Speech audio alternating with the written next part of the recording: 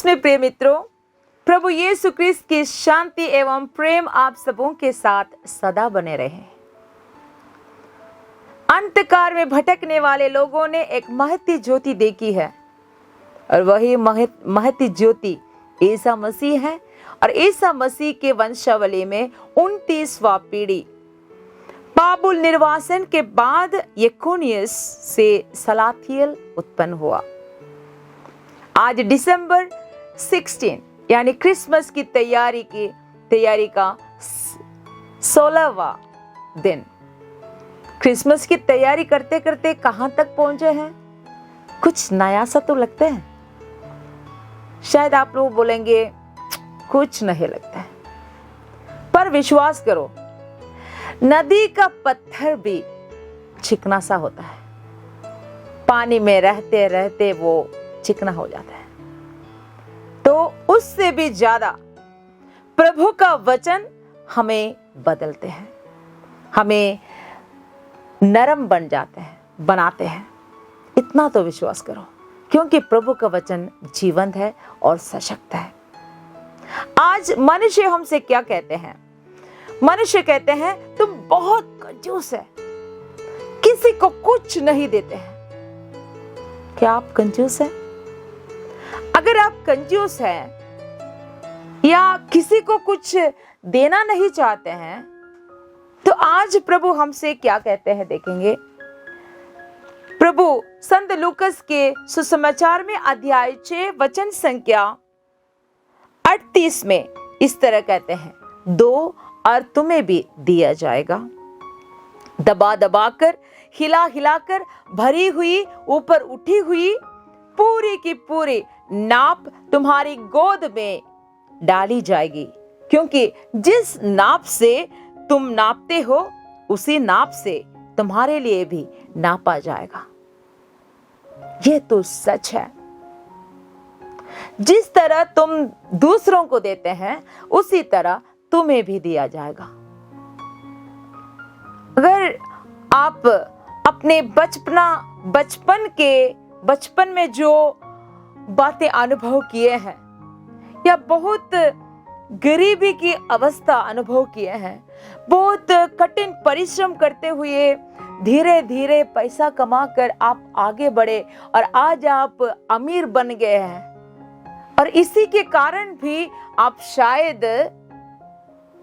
जो पाए हैं उसको देना नहीं चाहते।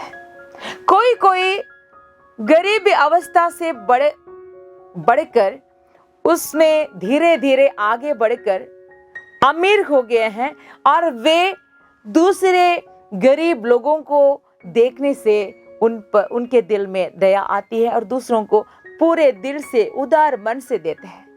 लेकिन ऐसे भी है, हम कोई अवस्था से गुजरने के कारण हम बहुत स्टिंजी बन गए हैं। We become so stingy and we don't even give anything to others. अगर तुम्हें खुशी पाना है, दूसरों को खुशी दीजिए। अगर आप सम्मान पाना चाहते हैं, दूसरों को सम्मान दीजिए। आप प्यार पाना चाहते हैं, दूसरों को प्यार कीजिए,